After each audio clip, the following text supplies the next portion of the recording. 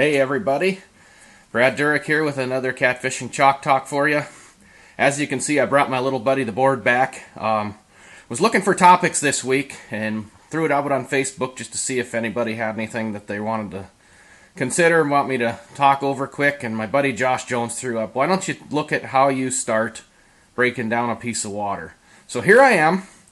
Now I'm going to just touch on channel cats, normal conditions, things like that. I'm not going to get into high water or low water. But something to keep in mind no matter where you live is a catfish and water's water. They don't know where they live. They're going to do the same things regardless of where they are. About the only thing that's going to change is bottom substrate and bait. So the first thing I would do is refer to my book, Advanced Catfishing Made Easy. It's got all the conditions, where you live, and get the pointers for the starting points. So referring back over to the board here, we're just going to figure normal conditions with normal holes and a nice twisty part of a river, just for a starting point to what I look for.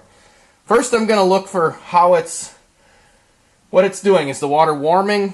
Has it been a warming trend, a cooling trend, or whatever? I'm going to break it down. I'm going to look for three main pieces. I'm going to look for holes on outside edges, holes in the middle. Usually you can find that by breaking water, moving into flat water. Of course, if you've got electronics, that's easy to find.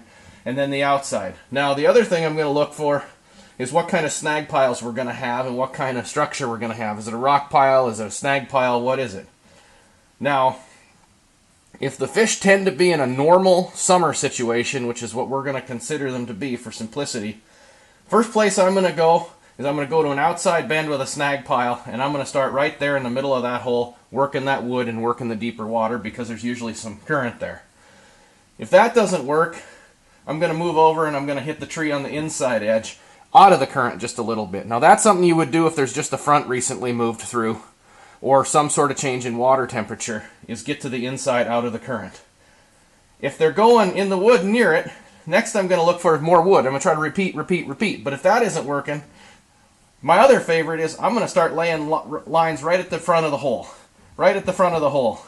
Working for the most hungry fish that are looking to ambush. Now once you start figuring out where the different holes are, you can work the mid-river ones. There might be some smaller ones out here. Now, if it were springtime, I'm just going to touch on that quick. You notice I got my black line here. That is my current break to the main channel. Now, if you have normal conditions and a normal pre-spawn bite, those fish are going to be running those tunnels right along these channels. So you want to find some sort of rock pile, some sort of structure, wood pile, whatever, along here, and you want to drop your baits right along the edge of that and look for fish. Again, once you find the basics of where they are, then start working the clock, becoming more efficient, and it'll all come together. Until next time, I'm Brad Durick.